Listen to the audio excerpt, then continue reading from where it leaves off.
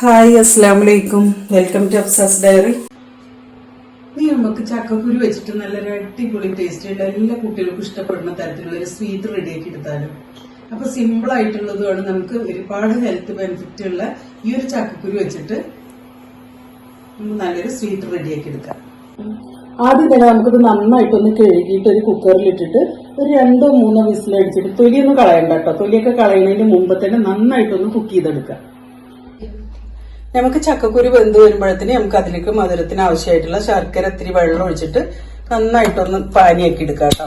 കല്ലും മണ്ണൊക്കെ ഉണ്ടെങ്കിൽ ഒന്ന് അരിച്ചെടുക്കാൻ വേണ്ടിയിട്ടാണ്. ചക്കക്കുരു നന്നായിട്ട് കുക്കായിട്ടുണ്ട് കേട്ടോ. കാണിച്ചു തരാം. നമുക്ക് ഇങ്ങനെ തൊടുമ്പോഴത്തേന് നന്നായിട്ട് ഇങ്ങനെ ഉടഞ്ഞു വരുന്ന രൂപത്തിൽ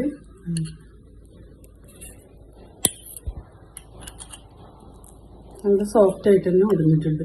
നമുക്കിത് നന്നായിട്ട് മിക്സിയുടെ ജാറിലിട്ടിട്ട് അരച്ചെടുക്കണം.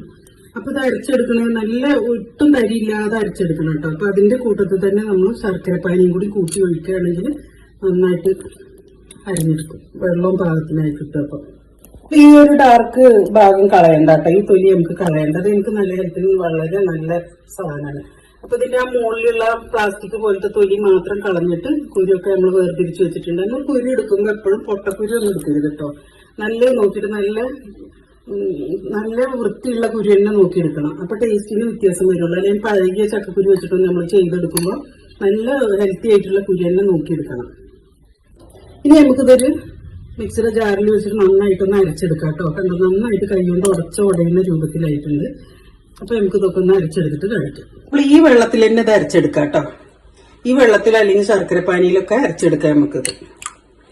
അപ്പൊ ഞാനിപ്പോ ഇതിന്റെ ഈ വെള്ളം കളയണില്ല. ഈ വെള്ളത്തിൽ തന്നെ നമുക്കിത് നന്നായിട്ടൊന്ന് അരച്ചെടുത്തിട്ട് കാണിക്കാം.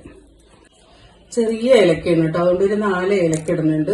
ഇനിയിപ്പോ ഇതിന്റെ തൊണ്ട് പെടാതിരിക്കണമെങ്കിൽ നമ്മൾ അതിന്റെ ഉള്ളിലത്തെ സീഡ് മാത്രം എടുത്തിട്ടിട്ട് ഒന്ന് നന്നായിട്ട് അരച്ചെടുത്താലും മതി. അപ്പൊ ഞാൻ അരച്ചെടുത്തിട്ട് വരാം. നമ്മൾ ചക്കക്കുരു ഒക്കെ നന്നായിട്ട് സ്മൂത്ത് ആയിട്ട് അരച്ചെടുത്തിട്ടുണ്ട് കേട്ടോ. കട്ടയൊന്നും ഇല്ലാണ്ട്.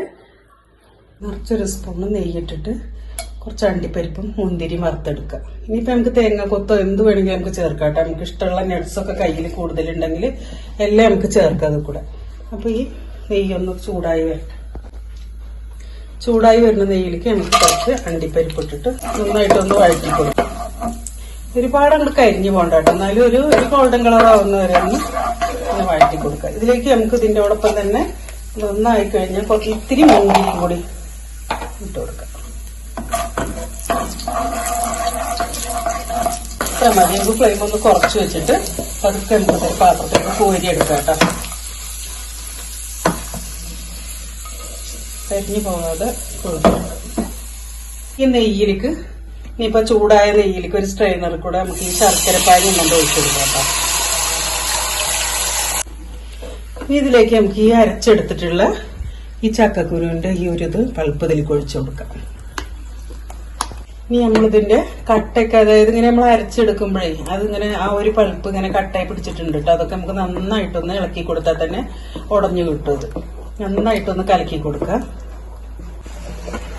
നമ്മള് ഇതൊക്കെ ഇങ്ങനെ വഴറ്റി തുടങ്ങിയിട്ടുണ്ട് കേട്ടോ. അപ്പൊ നമ്മള് പാനിൽ ഇങ്ങനെ ഒട്ടിപ്പിടിക്കണ ഒരു പരുവം വരുമ്പോ നമുക്ക് നെയ്യിട്ട് കൊടുക്കാം. നെയ്യിന് നമുക്കൊരു പ്രത്യേകിച്ച് കണക്കൊന്നുമില്ല കേട്ടോ. ഞാനിപ്പോ ഇതുപോലെ 2 സ്പൂൺ ഇട്ട് കൊടുത്തിട്ടുണ്ട്. നെയ്യ് എത്ര ഇട്ടാലും നല്ല ടേസ്റ്റാണ് കേട്ടോ.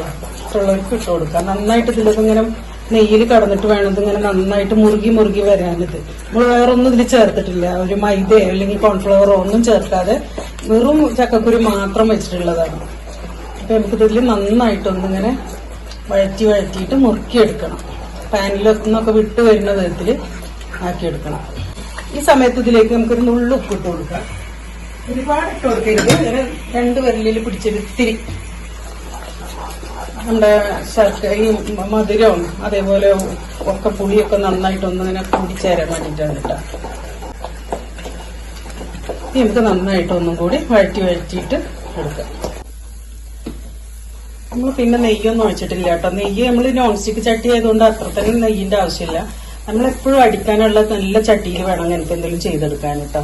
അപ്പൊ നമുക്ക് നന്നായിട്ട് ഒന്നും കൂടി കട്ടിയായി വരാണ്ട്.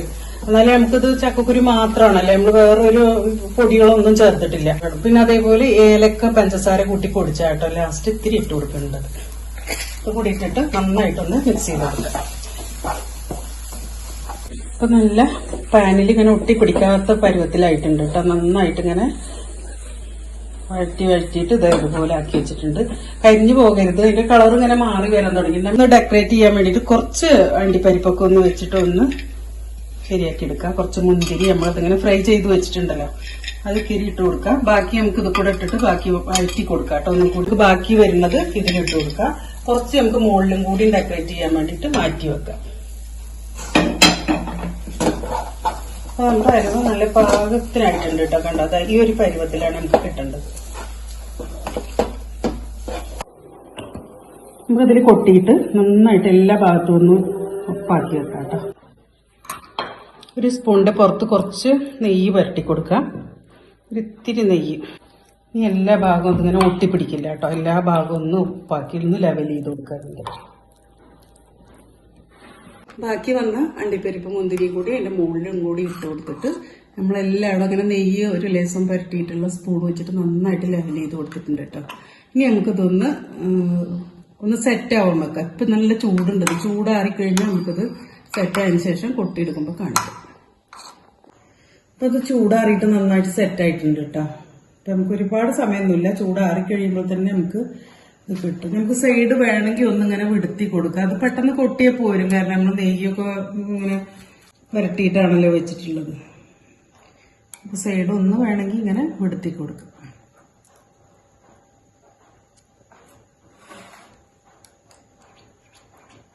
അപ്പൊ നമുക്ക് എല്ലാവരും വീട്ടിലും അവൈലബിൾ ആയ സാധനങ്ങൾ മാത്രം എടുത്ത് പെട്ടെന്ന് ചെയ്തെടുക്കാൻ പറ്റുന്ന ഒരു ഹൽവയായിട്ട് നല്ല ഹെൽത്തി ആയിട്ടുള്ള ഒരു ചക്കക്കുരു ഹൽവ. ഇതിപ്പോ നമ്മൾ പേര് കേൾക്കുമ്പോൾ ഒരു സിമ്പിൾ ആക്കരുത്. ഇത് ഒരു വട്ടം ഉണ്ടാക്കി നോക്കി നമ്മൾ വീണ്ടും വീണ്ടും ഉണ്ടാക്കി നോക്കും കേട്ടോ.